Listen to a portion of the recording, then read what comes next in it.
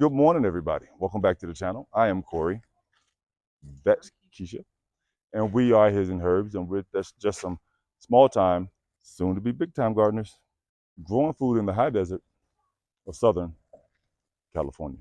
So, today, guys, what we're going to do is we want to take you guys on a quick tour to show you guys what we have planned for our fall garden this year in terms of the layout and the design for the garden. So, we're going to try to grow more of what we like and less of what we don't actually eat. Right? I know that probably sounds like common sense to a lot of y'all, but you know how it is when you're gardening. You kind of want to you start to experiment with things and grow different things. But what we've come to realize is that we don't like everything, right? And I like vegetables, but I don't like everything, right? So we're going to grow as much of what we actually do like and what we actually do eat as we possibly can. So, so that's the plan. That's the idea. So we're going to just show you guys what our plan for the garden layout is going to be this year so far. Okay, things are subject to change as always, but let's go ahead and get into that. All right, guys, so this area right here that we had our corn planted in, this is the area that we're going to use to plant some beans in. We're going to try to get a quick harvest of beans that will harvest under 60 days in this bed right here. And in this bed here, guys, we are going to do some lettuces. We can probably get, these are the market rows that you put in that Corey installed. I can get about 2 rows of lettuce on each of these these are three rows, right?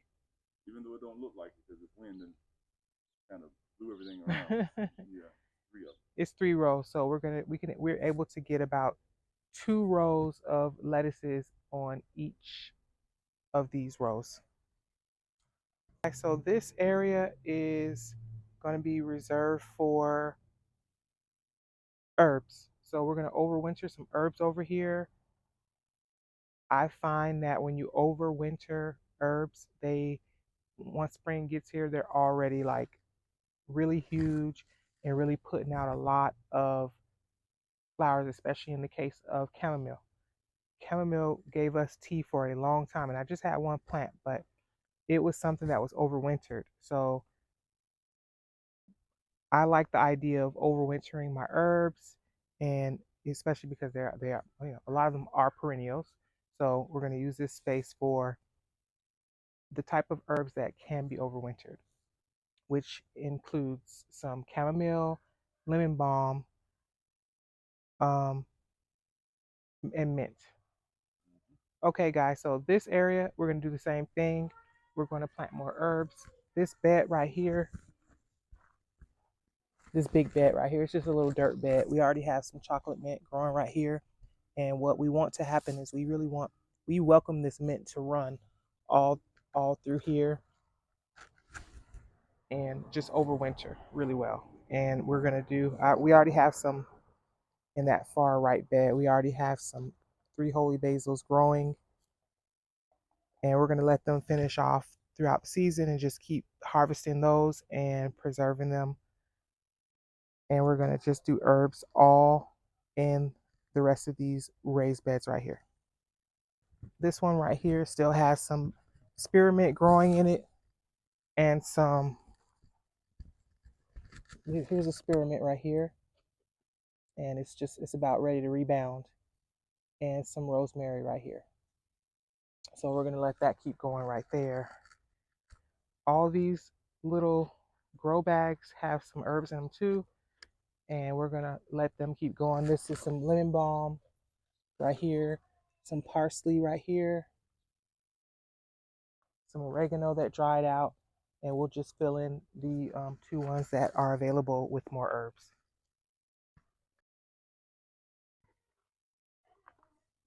This area right here, we're going to do garlic.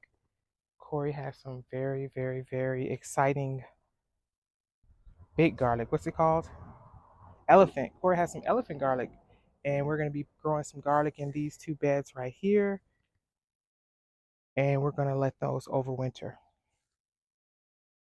This is our elderberry, and we're just gonna leave her. We're gonna let her go right here. Keep her warm during the winter, and she'll be fine. Same thing here. We may actually remove this.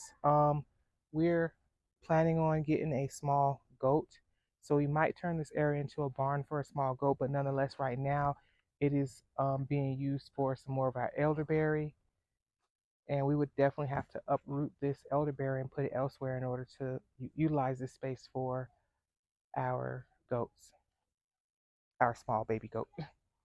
Right here, we have some, some grapes from earlier in the year growing, some burdock root, some Nanking cherry, which is really starting to put out more new leaves, holy basil, more grapes, peppers, blueberries, a few of our trees, and another berry plant. In this place, this area these will probably more than likely stay here because they're going to overwinter. Not the basil, because the basil doesn't do well through the winter. Well, I don't know about holy basil, but the like sweet basil and the Genovese basil doesn't do well through the winter. This actually looks like it might do good through the winter, so I would have to do a test on it. This holy basil, because it's so where? Yeah, I remember. I just touched this. This holy basil, just to let y'all know as a heads up, this is some of the most hardy basil that I've ever seen. And every one that I've planted, it's just thriving in the garden. And holy basil was one of the main herbs that I said that I was going to plant this year. And right there, what? I'm touching it. You're right. And this area right here, we've been prepping these beds, tilling them. I mean, these containers and these raised beds, tilling them up and getting them.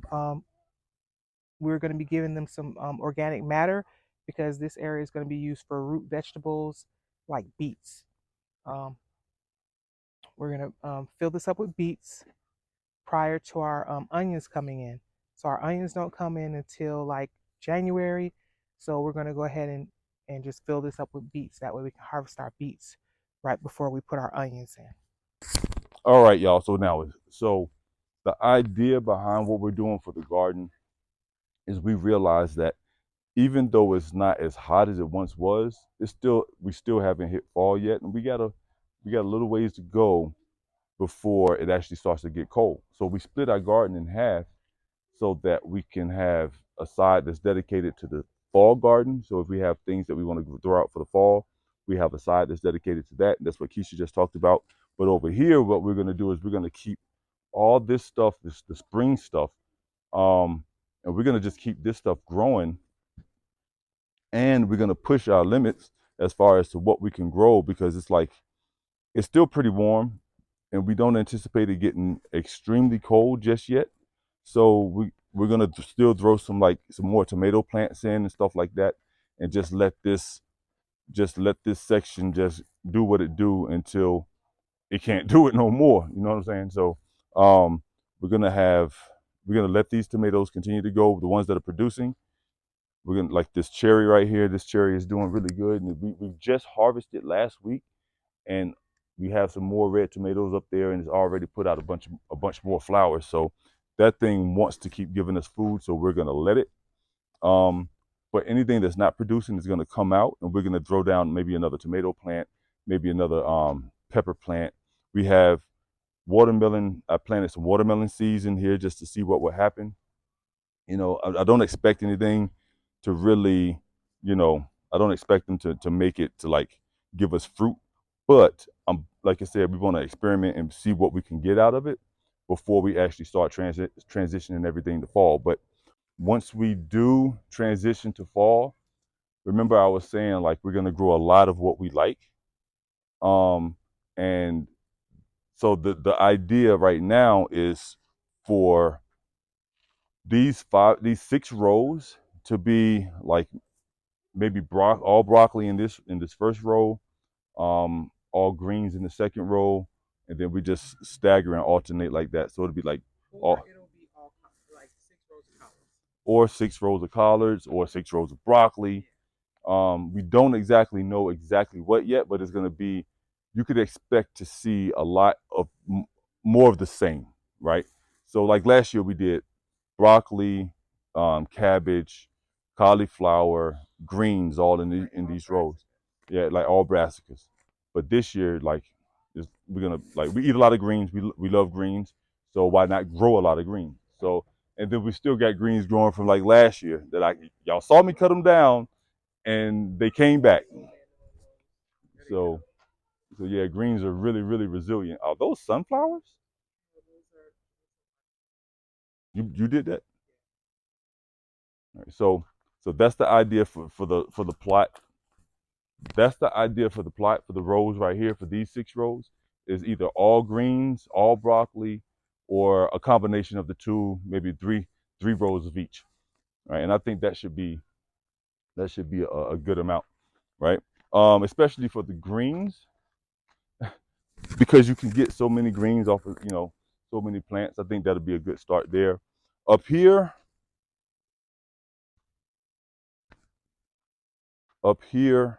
don't mind the mess. I'm still laying the irrigation tube, and I had to redo it because they lied to me and said that it was half-inch tubing, and it wasn't half-inch tubing. Um, but so these 3 beds right here are going to be all onions in the fall. Right now, we probably throw down some beets, because beets take what, like maybe 1 or 2 months or something like that. So we might throw down some beets kind of as a cover crop, but then have, once our onions come in November, transition this into the onion beds. The garlic is going to go in here again. I learned a valuable lesson to not grow garlic in the summer here, right? Maybe some people can do it in some places, but almost all of our garlic died out, and right now is really stunted. And we water it. We water frequently, but it's like the heat is just too intense. These beds here are still undetermined, really. Um, hmm? Oh, more beets and onions, maybe because I had garlic here last year. And the garlic here did really, really well, so maybe do that again. But beets, onions, and garlic along this side. As far as the spring and if we're gonna try to push anything in here, we are about to start some more cucumbers and some other stuff. So maybe that'll go right here until the fall hits, and then we'll rip that out and put down the beets, onions, and all that good stuff. Right? So over here, is currently the pumpkin patch. Ouch! Darn greens plant stabbed me.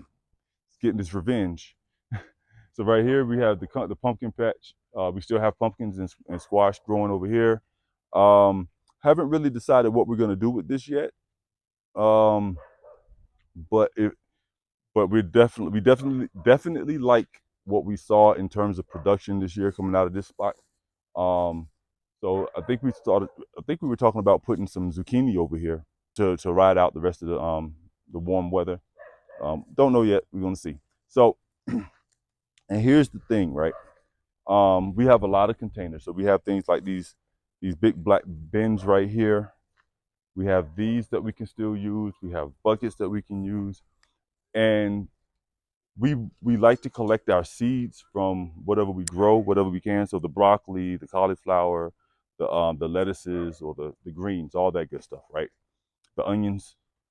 So the problem is it takes so long for them to go to seed, that we can be well into our spring garden before we actually can get seeds from everything. So the idea this year is we're going to take one of each. So we're going to have one or two well, the idea is one or two broccoli plants, one or two greens, the cauliflower, whatever we plant, whatever we grow. We're going to have one or two of those growing in containers. That way they're not taking up space in the garden, and we can allow those to go to seed and still harvest our seeds. So we kind of have the best of both worlds. We're going to actually have our cake and eat it too. We're going to be able to grow stuff in the ground, eat from that, and then have the other stuff growing in the containers. And those are going to be dedicated to seed collection, right? So that's the idea. So that's the idea for that so far. and up on Melon Mountain, where everything is basically in containers. We're gonna also put, once those things are done, we're gonna also put a lot of broccoli in there, some greens, some stuff like that. And we're gonna just let those grow up there next throughout the fall, because I don't think we're gonna do melons in containers next year. The reason why I was doing melons in containers to begin with is because of space. Because of space, and when we planted melons in the ground, they didn't do well. So, but as we learned how to fix it, and we understood what we did wrong and all that good stuff. So now we're gonna try to put them back in the ground next year, which is gonna free up all that's like what 13 to 18 pots up there. So yeah, that's gonna free up all those containers for other things to grow in um, next spring. So that's our plan for this year, y'all. We're gonna split our garden in half. We're gonna continue growing spring stuff on the north side of the garden, and on the south side of the garden, we're gonna have everything prepped for the fall. And we're gonna start actually prepping the beds and prepping everything for that, like this week, um, and letting everything kind of settle in. Put as much stuff as we can in them, amend it as much as we can, and just let that stuff break down over the next couple of weeks or the next month or so before we start actually planting our fall stuff. Um, and letting this side just kind of ride the rest of the spring out. But by the time that this stuff is done, we're gonna already have the starts ready to go in. So as soon as we rip this stuff out, maybe give it maybe a week or so, so we can amend everything, and then the starts are going to go right in. So they will be staggered a little bit, maybe depending on when we grow when we put everything in on the fall side.